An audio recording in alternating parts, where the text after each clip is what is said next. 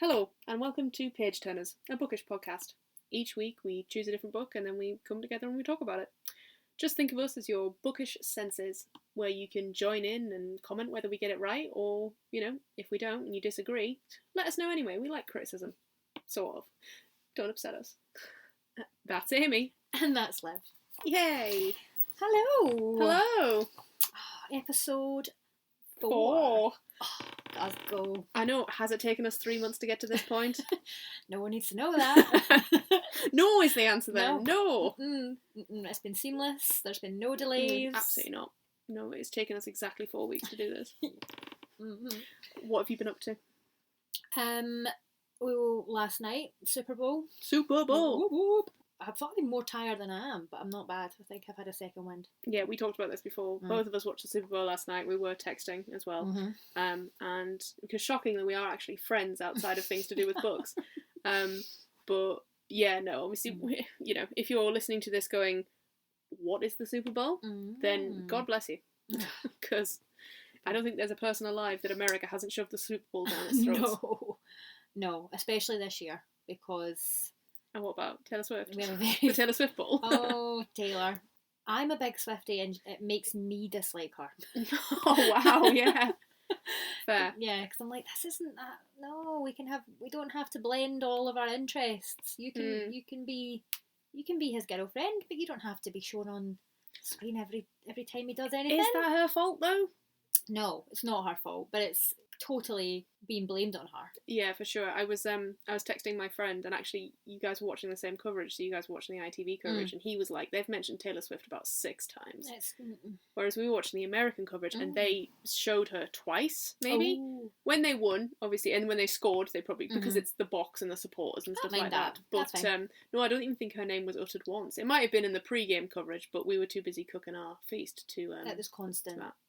Even when they did the national anthem, you saw what Taylor Swift and Blake Lively were Blake doing Lively, at that time. If I had to choose between Taylor Swift and Blake Lively, I'd choose Blake Lively. She's incredible, and I'm rewatching Gossip Girl, so I'm just getting her from all angles. XOXO. What bit are you up to? Still very much season 1. Oh. But Dan Humphrey's just been brought into the fold by Blair Waldorf. So I think the last episode was The Masked Ball, so I'm only a few episodes in. I forgot how some of the iconic scenes happen so quickly in the first few episodes. But I mean, I'm not going to say, because in case anyone has not watched Gossip Girl, I mean, first off, where have you been? Come on, guys. But also, I'm getting to the point now where I'm rewatching it, and I'm like, this person can't be Gossip Girl. It doesn't make any sense to me how they're Gossip Girl, and they clearly made this up right at the end to have the biggest impact, because it doesn't make any sense. But anyway, we will move on. Yep, I am also doing a old school rewatch. You are, yes. No, you text me about this. I'm watching The Vampire Diaries. I was going to be like the sort of XOXO equivalent, but there really isn't one. There isn't one. Just Elena. That is the equivalent. Yeah, really problematic. So bad, yeah. Oh goodness, it doesn't hold up so well. No, definitely not. Damon and Caroline. Goodness me. That is a consent issue from the very beginning. Yeah, no. I remember my first watch of it and being like, oh my god, it's so hot. This is amazing. Look at his eyes. And I'm like, oh, creep. What is going on? Absolute creep. But anyway, we will leave that for our Vampire Diaries podcast. And I will ask you what you are reading. I've just finished A Touch of Poison by Claire Sager. So I had read her first book, A Kiss of Iron, and I reread that, which always takes me not as long to do a reread. I feel like I'm quite good at... Do you feel like you skip a bit more, though? Yes, yeah. I'm like, I know my key scenes that I just want to quickly remind myself of. True. And then I read Touch of Poison because the next one comes out in June or July this year. Oh, nice. You've timed it really well. Excellent. Rather than having to wait another year and then having to reread the two of them. Yeah. And because sometimes I just don't bother and I just let a series die. I know. Yeah, I've done that before, but this is great and it's very sexy. Yes. It's a very open door. Oh wow, love a bit of that. For sure. Yeah, but usual kind of court intrigue, fae. I was going to say it's fake, because Yeah. Kiss of Iron, obviously, yeah, Of 100%. And like the idea of her being kind of taken into the fae world, and yeah, it's a bit Bridgerton-esque as well. Oh! So, highly recommend. Well, there we go, guys. And what about you? I am still reading, and shockingly, from, is that 2 weeks ago? I'm still reading Where the River Knows by Isabel Ibanez. Oh man, you'd think I'd write this down before we start. The one that's about the mummy. Well, that's a mummy. Yeah. Honestly, the only reason I'm still reading it, there's nothing wrong with the book. I just got caught up reading our latest book. Yeah. So, yeah. So sacrifices had to be made. Yeah. And you wouldn't think the mummy would be that sacrifice, because I know you are a big fan. I'm a huge fan of the Mummy and the Mummy Returns. Not so much the third Mummy. With Tom Cruise? Oh no, that's the fourth, technically. The third Mummy is Tomb of the Dragon Emperor. They recast Rachel Weisz to Maggie Gyllenhaal, and look, it's not Maggie's fault. Maybe it's not Maggie Gyllenhaal. I think it might be somebody different entirely, but it's not whoever's fault it is. Yeah. But she becomes just not the same Evie, and they recast the lovely little British boy from the second film to this American yob. But let's not talk about it, because we need to get into the book. Let bygones be bygones. That'll be for our mummy podcast. We've so many podcasts, guys. We're going to create we barely do this one. Like, we barely keep up with this one. I know. Oh dear. Okay. Should we get on with the show? Let's do this. So what are we reading this week, Liv? Oh, this week, Amy, we have read, I suppose, Black Sun by Rebecca Roanhorse. Now, I'm going to say eagle-eyed listeners of you last week will have heard me say to Amy that this was a sci-fi book. I fully believed it was a sci-fi book until maybe about maybe page 70, maybe, or where I realised that actually, in actual fact, it's definitely not a sci-fi. It's probably closer to an epic fantasy. Yes. Yeah. In my defence, if you have seen the cover of Black Sun, it looks like a sci-fi. It does. And the mention of any sort of celestial body, black sun, makes me think of space. I instantly was convinced it was a sci-fi book. Yeah, and then the top tagline is, "A god will return when the earth and sky converge under the black sun." That to me is like eclipse, space, and then I think there's even a bit you mentioned when you heard ship. Yes, my mind went to spaceship. I don't know why. I mean, my fault, probably, because I told you it was a sci-fi. Yeah. When I realised, I actually wonder whether that was the moment I realised that this was not a sci-fi, when I realised that Ziala's ship was a boat, as opposed to a spaceship. I was like, oh no. And I remember texting you being like, so this isn't a sci-fi, and I can only apologise. This is definitely a fantasy. But to be fair, when I realised it was a boat, I was like, oh yes, no. So yeah, you may not have already picked up on it, but Amy loves anything on the open sea. Anything, ahoy, mateys. Yeah, I love it, and I was very excited for that. And also, sci-fi is just not my bag, but we will definitely do sci-fi, guys. Yes, we'll come back. We've already planned sci-fi in a few episodes, because despite. Well, I'm not very organised in my normal life, but we've managed to be organised in this, and we've got our next few books planned out. So, sci-fi will be slotted in there, and we will make sure it is rigorously a sci-fi before we explain that it is what it is. So, so I fucking loved it. I fucking loved this book. Loved it. I didn't think I was going to love it. Oh no, not at all, because I thought it was a sci-fi book. No, but that aside, I did think it's probably not going to be for me, but I'll read it for the podcast. It'll be good to have kind of different opinions if you enjoyed it. But no, probably, I mean, it didn't take me long to love it, to be honest. No, I think I read the first chapter, and we'll obviously talk about the first chapter, and then I think I didn't stumble a bit with Ziala, because it goes to Ziala, I think, in prison. Yes, yeah. And then, and we meet her for the first time in prison, and I was sort of like, and then we got out, and I was just like, oh no, I'm involved, I'm completely involved. So maybe about 3 chapters it took me. Yeah, I would say probably similar to me. Yeah, and yeah, but even like got to the prison bit, and I was like, prison in space? Prison? Stop it! Yeah. We now have to go out. I've admitted my mistake. Okay. I've apologised to our viewership of 3, probably, and Yeah.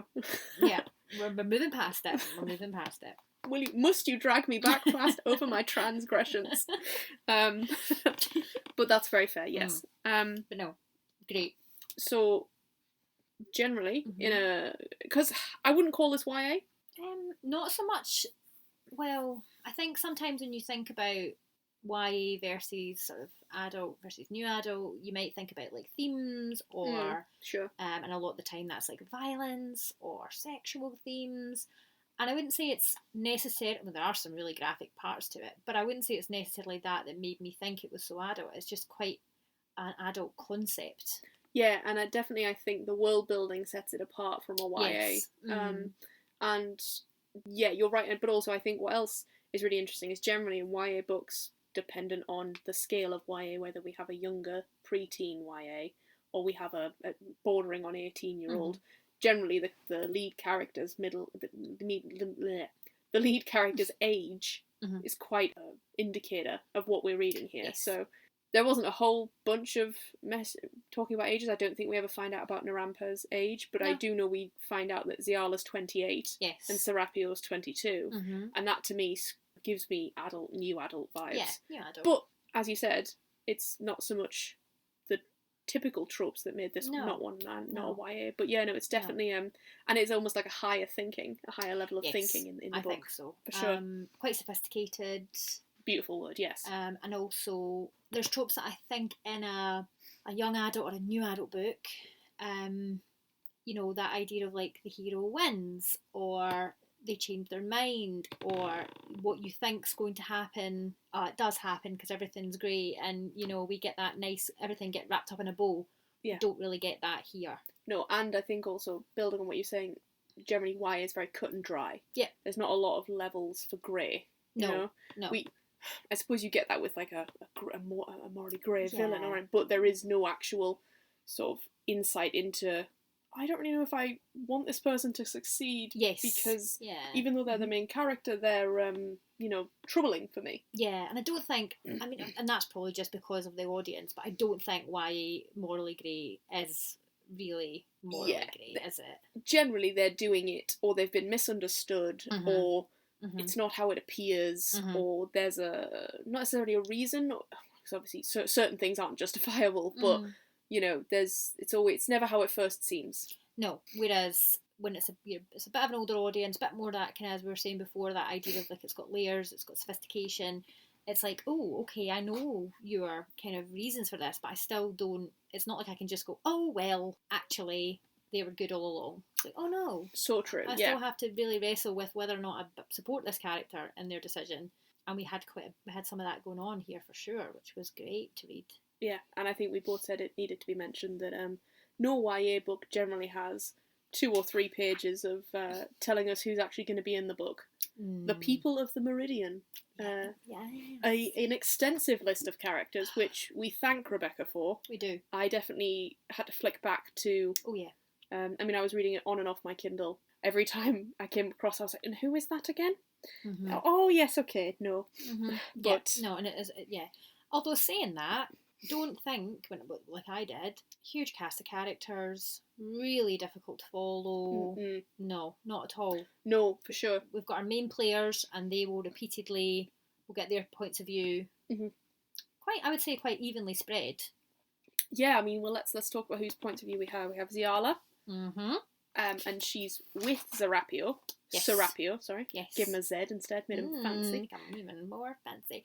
Yes, but we get his past way more than we do any other character. Yeah, the other point of view is Narampa, and Nara. Nara, yeah. And we get her past, but we get a chapter of it. Yeah. But it's Serapio's, as you said, it's interwoven through the story, because we were both very excited about the fact that this story takes place over 20 days. 20 days. You begin in the past with Serapio, and now seems the right time to talk about it. His mother saws his eyes shut. Yeah, really tough to listen to read. Sorry, but then also, I don't know if you got this feeling from it, but I sort of did. I felt like, kind of cult vibes. The mum has kind of bought into this ideology. Yeah. And actually, this is oh, this is going to turn out to be nonsense. You know, he's not actually going to be a god. You know. Yeah, I never actually felt that way. No. Not so much, because obviously it's the first thing you read. At first I was like, well, you have no idea why she's doing it. You think, yeah, she does tell him he's going to be a god, but I wasn't like, has she got any basis on this? Yes. You know? Yeah, like, I was just sort of like, wait for it. I'm sure she knows what she's doing. I'm sure she does. Yeah. She seems quite mild-mannered and in her right mind. You know, so her children's eyes closed. She's fine. I remember texting you after I'd read that and being like, this is metal. Like, this is insane. Yes. But, and you then very nicely mentioned that you do not like anything to do with eyes. No, or teeth. Alex, and I mentioned to you that my husband Alex is exactly the same. He hates anything to do with eyes and teeth. Yeah, and I am a contact lens wearer. There's a little nugget of information about me there. Oh my god. You're painting a real picture. Be careful, they might know where you live. Don't triangulate that.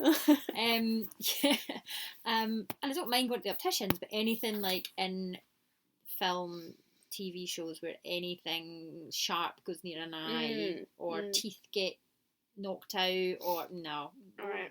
So no. you there is a film, this is not a film recommendation, this is a film avoidance for you. I know what you're going to say. Is it Marathon Man by Michael Douglas? No. Not by Michael Douglas, but no. Yeah, no, you do not want to watch that film. No. And we won't even talk about why. American History X. Oh, is that the curb stop? Yeah. Yeah, no. Have not seen it. No. But the worst. So yeah, anything like that is a no-go. So it does start off really like, okay, right, here we go. If anything, it starts off really, really high in terms of like, we are going to be sewing children's eyes closed, and then it really dips off in that fashion. Yeah, it does. No more. I don't think any more eyes are sewn shut. No, he does cut them open. That was, in a way, that was worse. Oh, and then all the blood pouring out, yeah. Which is weird to me because I mean, I'm not a surgeon, but where's that blood coming from? Yeah, the blood bit was odd to me as well. Unless that was like a mystical thing as opposed to an anatomical correctness thing. Because we do get a lot about the blood in the teeth and all. Like, they do that to look like blood. Because there is just a mention of that in, I think in one of the first few chapters. I think it's when they're doing the priest walk around the city, and she says something about the matron Crow who rip to the goat. R.I.P. And we she says something about they smile and it's the red teeth, and I was just like, whoa, what have we got red teeth for? And what I love about this book is that she doesn't spoon feed us anything. No. Oh no, you've got to be paying attention. You Absolutely. Really have to. I mean, I've written copious notes. It did tail off, I must admit, towards the end when I started to realise, like, maybe there's not as much for me to worry about, but... What, because it's not a sci-fi? There it is again. I wasn't going to say it, but I feel like there's maybe some guilt there. Yeah, so that kind of tailed off for me, but you do have to be paying attention. It's not the kind of book you can really... you can't half-ass this. No, you can't. You can't be looking at TikTok at the same time. You can't be watching TV or be distracted by something else. I think you've got to be all in. Yeah, again, telling you it's more than a YA, for sure. Yes. Mm-hmm. Should we talk about the lore, the setting, the everything? Let's do it. So we're mainly in two different places. Yep. We're in Tova, which is the sort of the main city where I feel like it would be like the capital of somewhere. I imagine that gives me capital vibes. Me too. And then Quakeola. Quakeola, yeah. I'm going to apologise in advance for any and all wrong pronunciations, and even trying to pronounce pronunciation. Shameful. Tricky. Apologies. It was one of those again, we've said it before, I think, in this, that you just bounce over it in your mind. It just... Yep. Oh yes, in the town of... So we meet Ziala and Serapio in Quakeola, and she has to get him. Yeah, she's been given a task to do to save herself from being sentenced to death. Well, yeah, for pushing that Lord Merchant into the river, which I thought was hilarious. Yeah, and also having sex with the married woman. Oh yeah, I love that. I love that little tidbit. Yeah.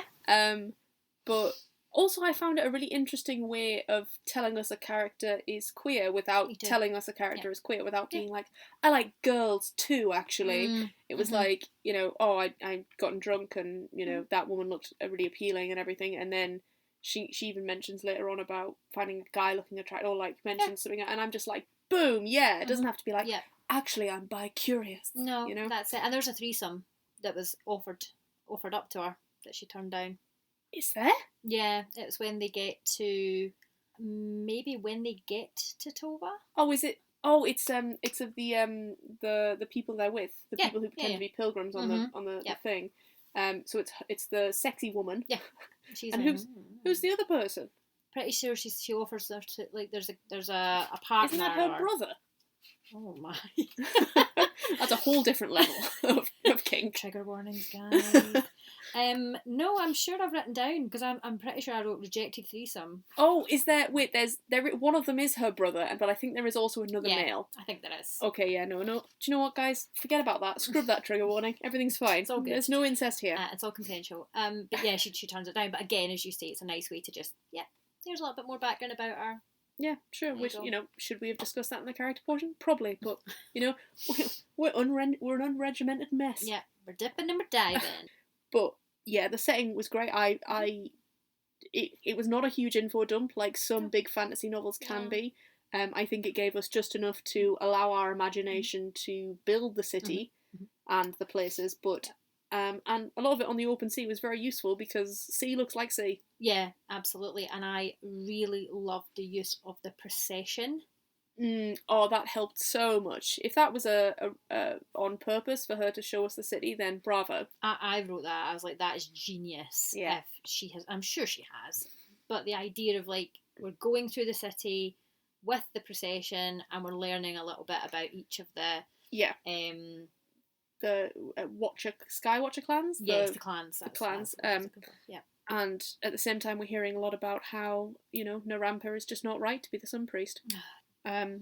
So obviously the procession starts at 20 days till the convergence, which they say anything but eclipse. I know. I kept thinking, so that's an eclipse, right? Yeah, at some point, one of them even goes and explains that the convergence is the moon, the sun, and the earth, like, lining up. And it's like, oh, so it's an eclipse. So what you're saying is, it's an eclipse. I think eclipse is quite a cool word. You don't need to shy away from it. But it's the classic fantasy trope, isn't it, of, like, name day. Or birthday. Oh, no, I said it. Oh, no. Yeah, you're right. Yeah. Or my 18th naming day. Yeah. Or my personal favourite of female contraception. I took the tonic. Or the tonic. I spit my name into the magic well. Yeah. So I will not need I will not produce a child this month. Yeah. You know. Love that. We couldn't say the pill. Can't be doing that. It's not magical enough. No, it's not. It's not magical. So yeah. So I felt that Rebecca gave us more than enough about the setting. Now, I'll tell you what was an info dump, but I loved just the gods and how the priests worked, and every single priest under the sun. There was a priest of knives, which was great, and assassins. There was a priest for healing. There was a priest for archives. And I was like, of course there is. Yeah. Yeah, but again, it was interesting. It was fine. It was done well, and it wasn't as if it was every other chapter we were getting another info dump. It happened quite organically, I think. For sure. In Narampa's sort of own thoughts of, like, telling us that each priest is chosen for, you know, generally from the fancy clans, not the peasants like she is. Yeah, so then that added to her character development, didn't it? Because it gave us a bit of background on where she came from, and she's not from the... What, Coyotes Moor? Yeah, which you just informed me was a valley, so clearly I did not read this book as quick, and I'd forgotten about the threesome, so clearly I'm not reading these books properly if I'm missing out on threesomes. I don't know, if I see a threesome mentioned there, I'm like, take notes, that's coming up in the podcast. Yeah. For sure. I also thought what was really nice is, we talked about it, how obviously it takes place over 20 days, but the countdown. We were given the countdown to this moment, and to, you know, possibly, I'm going to say it, our favourite character. Maybe. I'm to go out on a limb here. We haven't talked about this. He's definitely mine. but making a big decision. He's mine too. Yeah. Yeah. I think I'm obviously still I've read a lot of fantasy romance where it's like he's gonna do the right thing for love. He's gonna shun it. He's gonna turn his back on his years and years of training, and no, he's not. No, because that's not realistic. And this was very heartbreakingly realistic. Very true, and I was very sad about it. There was the scene where they're obviously in the inn, and he does he finger her, or he just sort of rubs her a bit? I think he just rubs her a bit, but he also bathes her. He does, which is quite essential. Gives her an orgasm though, so whether he sticks a finger in or whether he just rubs her a bit, it still gets the job done. So he's really good at it, whatever it is. No complaints from Ziala for sure. Zero. But yeah, there was that moment in the scene where in the inn when I was like, interesting, and then they went to sleep together, but I didn't anticipate that she would wake up alone. No, but then. Yeah, it was the easiest way. He's got a higher purpose, hasn't he? He does. I will mention, because I have we don't normally do predictions for book 2, but I suspect the idea that he's completely taken over by the god, bullshit. He's got to still be in there. Oh, he's gonna still be in there, and they've got to do what they've got to do to get him out. I'm really interested how the second book will work though, because it's such a unique idea that you wouldn't want it to fall into any kind of traditional story of, is it still going to be the different merging timelines? Because that was a huge, like, unique point to this book that made it so... Oh, what you're thinking, another 20 days scenario where we, I think we'll go to linear narrative, but I am really interested because there was mention, I think we're going to be looking at the idea of other islands, states, or whatever, preying potentially on Tova. Fine. And yeah, we'll find out. Mm-hmm. Yeah, loved it all. Of course, we forgot to mention in the last section, spoilers. Yeah. Sorry. I think it's the perfect time to, after discussing, the plot setting, the fact that someone's eyes are sewn closed and ripped open. That's the first chapter. That's true. So really, if anything, we've spoiled nothing. Exactly. Even if you got a Kindle sample, you know about that. Exactly. Yeah, for sure. Yes. So apologies if you are a new listener and you've come to episode 4. Don't know why you have straight away. Maybe it's the only book you've read. Or sorry, no, you wouldn't be bothered about spoilers if you've read it. No. Idiot, Liv. Idiot. But you might want to. You might have been like, "Ooh, Black Sun. I've been looking into that." Yeah. That one. Yeah. Well, apologies. Sorry. We say it very much in our description. Spoilers. We want to talk about the books. We want to be able to talk about spoilers. Spoilers. Oh, so many spoilers. So many. Don't really know how we talk about books without them. But... Yeah, I admire the podcasts that do talk about books without spoiling anything because I can't and don't want to. I can't. Anyway, characters. We've already said that Serapio's our fave. Serapio's our fave. Could be his circumstances, could be his character, could be though that we get so much more of him. For sure. I think if I had to nail down which one of our sort of POVs or whatever is the main character, it's got to be Serapio. It's got to be. But then I wonder whether that'll change in book 2. This is sort of his little quest, his destiny to become the sort of the embodiment of the cruel god. Yes. Will he have a POV in book 2? Because we left him.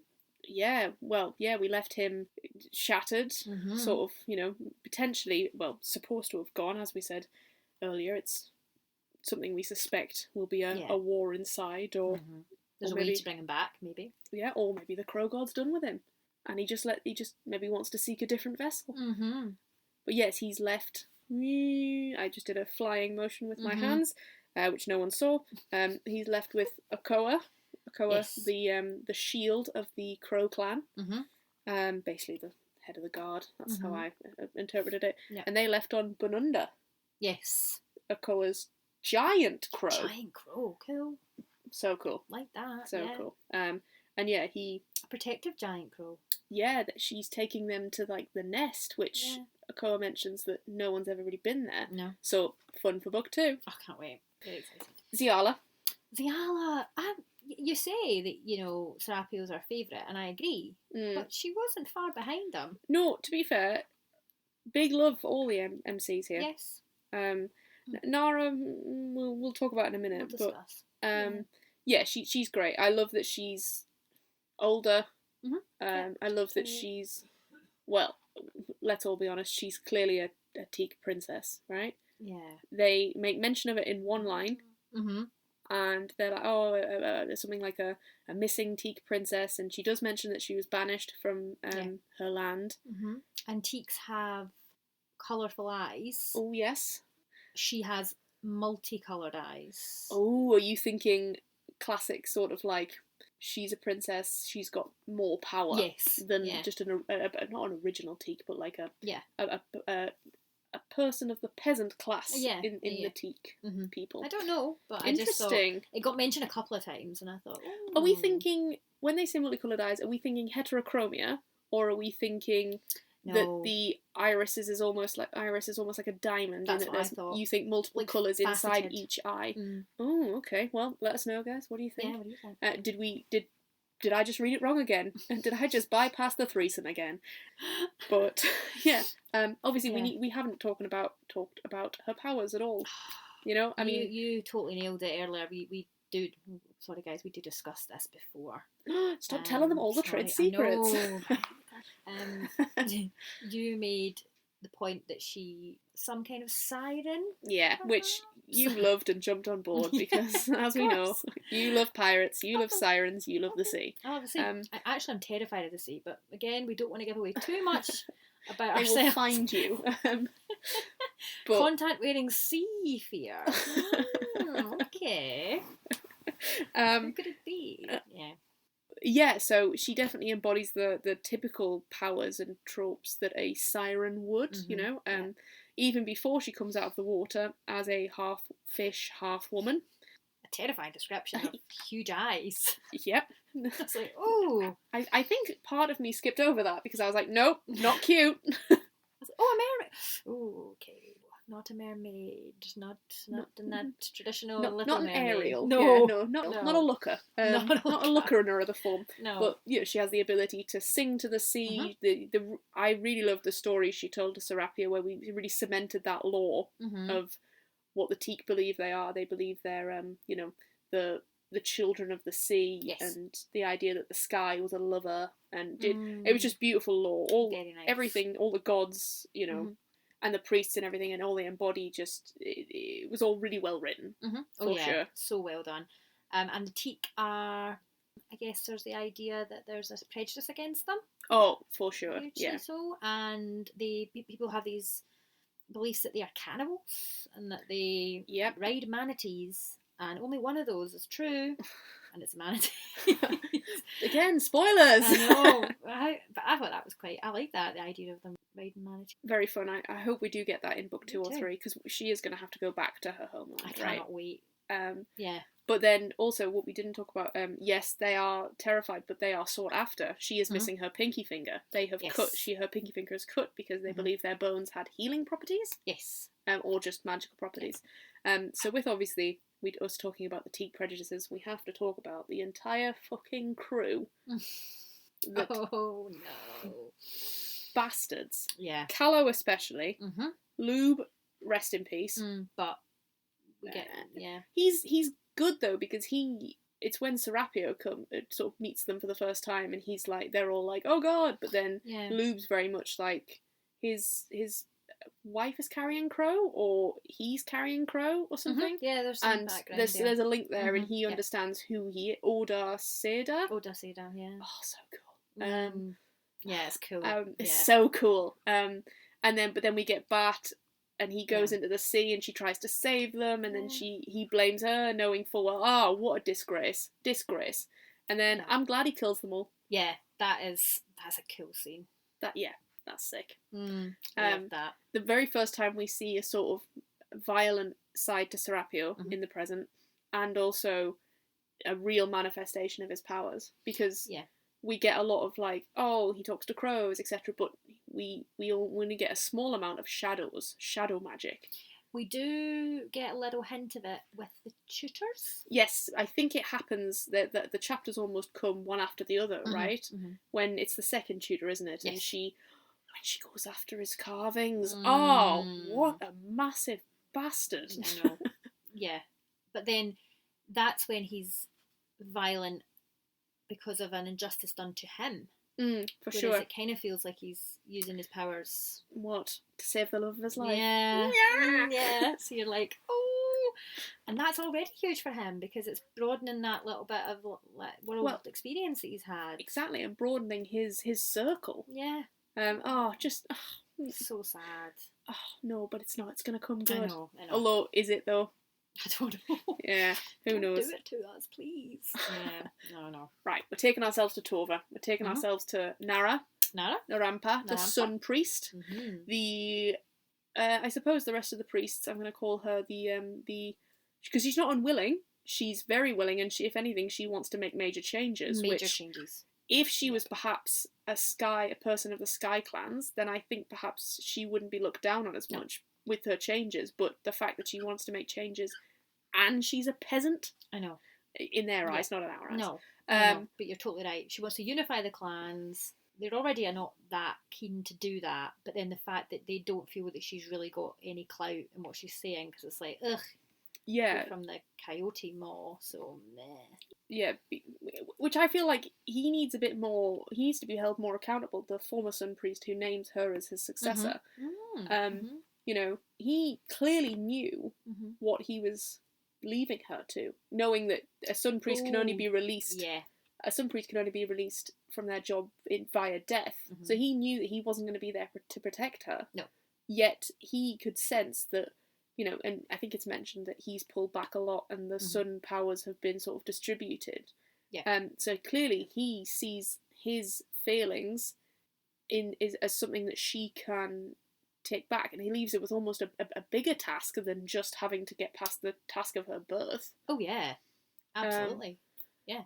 No, what dick! Right. What a dick. But we get a rags to riches storyline with Nara, don't we? Anytime anyone says rags to riches, I think of Aladdin, and I don't know why. Maybe because it's one of the most classic ones. It's a classic example of the trope. No, we do, because she comes from nothing, and then you said earlier, quickly rises through the ranks, if you like. For sure. I mean, I think it's because we don't get the sort of backstory with her that we did with Serapia. We get one chapter where we see her with her two brothers. Yep. And her mum and dad, and then actually even at the end of that, it talks about by the time she became Sun Priest, her old eldest brother was dead, or even by the time she got to the tower, her eldest brother was dead, and I don't even know if I assume her dad's dead, because we know that when she speaks to her brother, her mother's dead. Her mother's dead because she basically left him to look after. I want to say like maybe both of them were poorly, both of them were kind of ill, or one of them definitely was anyway. Yeah. It mentioned that one of them was dying, I think.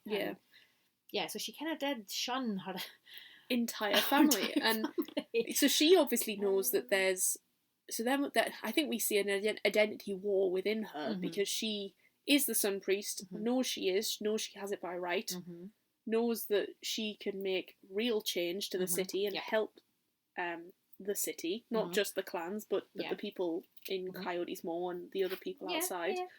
But at the same time, she in herself knows that she's out of place there. Yeah. And I think if she, say Iktan, our priest of knives, wanted to potentially promote a non-Sky Watcher clan person, I'm not sure Nara would go for it, because I think she's in this period of self-hate. You know, she hides who she is, she knows it's wrong, and she only goes to Oki, her brother, Denny Oki. Terrible pronunciation, I'm so sorry, when she's at her wit's end and, you know, she's about to lose her Sun Priesthood. Yes. Yeah, no, you're totally right. I think, there's an element of not being good enough, isn't there? In that sense of, like, where she's came from and how she's been treated. It's like she still doesn't feel that she should be in that position, but she should. We know she should, and she goes to Crime Lord Bro, which is Crime Lord HQ. Which was interesting, because then you were thinking, oh, maybe we know this is where she's from. Are we going to see her family? Is there maybe going to be more of her immediate family who've survived? Just him. Just him. And he is really understanding about the fact that she is there. I know. And he's limping about, and he's been a victim of torture, we think. There's been hints to that. Had to sell his body. Yeah. And then he's like, oh, don't worry. Yeah. Chill out about it, But then I like the idea that, he's not necessarily doing it for her. He tells her, you're not the only one who wants to save this city, help this city. No, exactly. And he can see the greater good in it, can't he? He thinks, right, okay, even although you're in the Celestial Tower, but you want to make changes that are going to affect even people here. And he obviously has a sense of kind of love and belonging for where he is. He's not looking to get out of it. Absolutely. He's not there for that. I also think he has a financial gain as well. Yeah, but we talk less about that because he seemed pretty cool. He did seem quite cool. Yeah. Okay. Let's discuss the pains in our sides, the people we hate. Yes. Abba, the healing priest. Yeah. God, she's just such an absolute arsehole. Just undermines her. Is clearly younger than her, but is just this insecure little girl that is shagging one of the sun priests in training and is just forcing him to the front with help of one of the clans. Oh, I'm so glad that she got murdered. So glad. Yeah. It was that idea of, well, first of all, she's a woman in power. She's an older, we assume, from the way that we've got Abba kind of younger and thinking like... Oh, you're talking about Nara there, yeah. Sorry. She's kind of been undermined in that respect. Yeah. So just such a pain in the arse to read it was like you're just constantly like, oh. And then when she goes and she listens in, when Nara listens in and realises actually that the plan to usurp her has kind of been known by not just the priests, but the clans as well. Like, oh. But then we get a little bit from the Waterstrider clan who not almost catches her, but like realises that, what's happening and tells Nara of their dislike of it, but in a really political way. Yeah. Yes. Yeah. So she's a sad character. There's a lot of... Yeah, and I felt for her because I just, first of all, it really annoyed me because I felt like Iktan, the priest of knives, who I think we there's the sense that, them two together were together. Yes. And I felt like Iktan still loves Nara just as much as Nara still potentially loves Iktan. But they very much, I felt they knew about what was going on because, they already hid one assassination attempt from her. The first assassination attempt, they were like, oh, but maybe it's not from Carrion Crow. And then they're back to being like, oh, maybe it is from Carrion Crow. So, and I loved the bit, I was so hopeful for the bit where Nara goes to see Okoa at the funeral of his mother. Yes. The matron. The matron. I was like, yes. And then the bit where it's like, and it all he was coming forward and the knife and everything. I was like, no! It's like, Nara cannot catch a break here. And, for then all of the priests to then go together and say, oh yeah, no, actually we've all decided that you probably aren't fit. Yeah. And it's not because of your birth, wink wink. It's because of this manufactured decision that, it just makes sense, blah, blah, blah. Yeah. And then for Iktan to be there as well and to come for the mask. Oh, sick. Come for the mask. Really, really, really tough to read. Yeah, no, I do think there was an element that they did love each other. But again, as a repeating theme in the book, there's such a sense of duty for all of them. Yeah, and sacrifice. Yes. And then Nara definitely says she sacrifices that relationship with Iktan to be the Sun Priest, Yeah. Which you would think, if you're going to be the Sun Priest. The Sun Priest. you can imagine, it's like you're the top of the tree. You're not going to be happy. You don't get to just settle down and, Maybe if you're the priest of records, you might, but exactly. not if you're the Sun Priest. No. Yeah, that's very true, yeah. Yeah. No one at the top's happy. No. And she's the top, isn't she? So. Oh, yeah. And then we had Okoa. Oh, Okoa. whose POV starts quite a bit later on. 2/3 in, Yeah, when he comes back or when he gets told of his mother's death. His mum's died. /suicide/murder. Oh wow, yeah, a lot going on there. That was not hard to keep up with, but it's just like, oh, she's been murdered, and I was like, what? On the same day that there's been an attempt on the Sun Priest's life? Get out of here! And then we find out that she was found in the river. It was a suicide. And then once a core is brought into it, he gets given a. What I found really interesting about this is she wrote this when he was born. I know. She wrote this letter when he was born and gave it to her shield to give to her son when she died. What if she just died from natural causes at the age of 82 or something? Yeah. Yeah. There's a glyph, isn't there? Yes, there's a glyph, and it says it means betrayal, death, something. Yeah. There's 3 words specifically, which he then is like, murder. Yeah.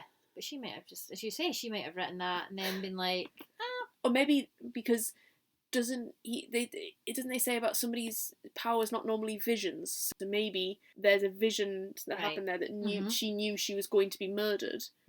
And so she's prepared for this instance. And he's not shared it with anyone, not even his sister, who is the current cruel matron.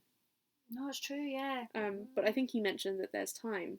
There's time for that yet. Yes, because his job is to protect the sister. Yes, absolutely. That's his purpose, isn't it? So it is now. He's probably thinking, we've got to protect her from whatever's going to happen. Yeah. If Mum was murdered, then what's to say she isn't going to be next? More for book 2, Yeah. But then I think the cultists, the cultist sect of Carrion Crow, and obviously now that Order Sedar has come and murdered everyone at the Celestial Tower, they think that the cultists' beliefs have come true. So we'll probably see more of the regular crows going towards the cult. All to be found out in book 2. Yeah. Oh, so exciting. And do we know if Serapio's dad survived? Oh, yeah. Well, he killed everyone else. Yeah, it'd be interesting to see what happens there, because obviously he was always, from the very, very first chapter, dead set against him being used. Oh wow, it changes, right? You hear him being like, do not do it, it's my son. And then as soon as he's like, nah, I'm out. Yeah, exactly. I don't want anything to do with this now, so it'll be interesting to see where he is, if he's still going around, if we'll come up against him at some point. I'm just having a look now. I know that the second one is already out. Yeah, but when is the third one out, though? That's what I'm looking for. I don't want to start the second one and have a big wait, because as much as I want to read it. Mirrored Heavens is the third one. 4th of June. Oh, okay. All right. Well, yeah, with all the other podcast books we've got to read, probably could start that fairly. Yeah, I've just one fairly soon. I've just nearly scoffed the second one, Fevered Stars, about the same length, about 400 pages as Black Sun. Just had a quick look at Mirrored Heavens, 600. Goodness, which tells me it's going to be a juicy final. Oh, it's going to be Have great. You seen the cover of Mirrored Heavens? I will show you. I'll show you a live reaction. Oh, sirens! Oh, and it's so There you go then. Oh. I really want to start it now. not the third one, but I really want to read the second one now. But we've got some other books to read, guys. And with that, another book comes to a close. I know. Yeah. Final thoughts? Absolutely loved it, and would recommend it to every friend. Everybody. Yeah, no, I think I would, because I would be a bit like, just all your preconceived ideas, just go in, knowing as little about it as you possibly can, and just enjoy. Even friends that are solely in the romantasy camp? Yeah, because I think you'll get something out of it. Yeah, there's still a little romance. There's a nice sort of romance that I believed, definitely from his point of view. Yes. She sort of has an initial attraction, but then I think she's drawn into him, whereas he is just like fascinated by her from the off. I mean, I see her as a very cool character. Oh, she's so sick. And then at the end, she's like crying her eyes out. Oh, yeah. Because he's went away to fulfill his destiny, and she just didn't think he was going to do that. I think a part of her thought, he's going to stay with me. He's not going to do this. Well, I think she initially embodies sort of like a typical male character in that she's a player. Yeah. She plays around. She doesn't really have any serious relationships. and then, you know, bam! Serapio's there, and she's like, oh, he's the one, you know. I mean, she never says that, but no, but she likes it. She likes the crow. Yeah, go for it. Read it right now. Just don't. If you always listen to this podcast, you know way too much about it now to go back and read it. But I would say if I was going to suggest it to someone who hasn't listened to the podcast yet, obviously then you would come and listen to the podcast. Of course, afterwards. Of course.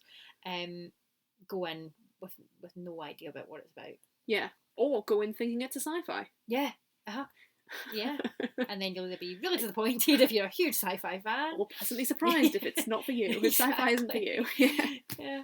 So excellent. What is it like? Tell me, because what a tee up! What an organic tee up. If you have read Black Sun and you would like to read something similar, or if you haven't read Black Sun and have somehow come to the last 5 minutes of the podcast searching for Black Sun, go back and listen to it again, guys. This isn't how you do it. Yeah, get our viewers and view numbers up. Yeah, please. You would enjoy An Ember in the Ashes by Sabata here. Cool. That is very magical, and there's like questing element, destiny element, huge sort of two people coming together who wouldn't normally. A little bit of romance, and not always a happy ending. A lot of heartache that they have to go through. But don't we love a bit of angst? Oh, but it's perfectly written in the sense that, you know, with Black Sun, not everything's a happy ending and it doesn't all come happy. Same with Ember in the Ashes. Great. And if you want more sort of like bird related stuff, or you wanted any kind of like magic, or, you know, an Enchantment of Ravens, which I recommended like a couple of weeks ago, I think, by Margaret Rogerson. The woman that writes Sorcery of Thorns, or the Tethered Mage trilogy by Melissa Caruso. It's the Swords and Fire trilogy by Melissa Caruso, but the first one is called The Tethered Mage, and Control the Magic, Control the World is the tagline. Ooh. Fully recommend both of them. And if anyone's listening to this and has read all of them and is like, these are not the same, don't tell me, because I'll be upset. Yeah, just go with it. They're similar enough. We invite feedback as long as it's positive. Yeah, please be nasty to us, because we are soft and we don't like... Please don't talk about our many flaws. Please don't. We're deeply insecure. We are tiny babies. But yeah, tell us, Amy, what are we reading next week? Oh boy. So, we are reading The Pumpkin Spice Cafe. Wow. And it has got a little sub-heading. Go for it. Tagline. Maybe it reads more like a tagline. It's the season to fall in love. It is the season, and we're reading this out of season, it would seem. Big time. And I do think that fall in there is very much a double entendre of... Oh, I didn't even think about that. That's because disgusting. But I also sort of love it. By Laurie Gilmore. Ooh, who could it be? So you said this, and I was like, is it? Amy obviously made a mention to the eponymous Gilmore Girls, and you know, Lorelai, you know, so. But it might be nothing like that. So we'll see. Can't say right now. It's not the right episode. No. Yeah. Thank you guys for listening. We will see you next week for the Pumpkin Spice Cafe. Yeah. And we have an Instagram now since we're officially live. We're officially live. So if you have listened to this on Spotify, please rate it 5 stars. Shameless. Or rate it, but hopefully 4 or 5 stars would be nice. If you I'm just gonna ask for what I want. That's great.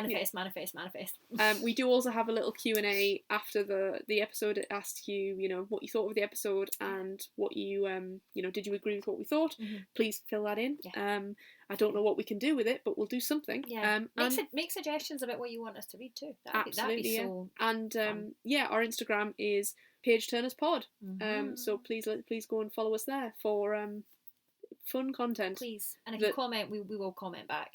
Oh yeah, I've got nothing better to do. So we're so happy when anyone has anything to say about the podcast that we're just like, we want to engage with you. Please. Guys, thanks again so much for listening, and we'll see you next week. Happy reading.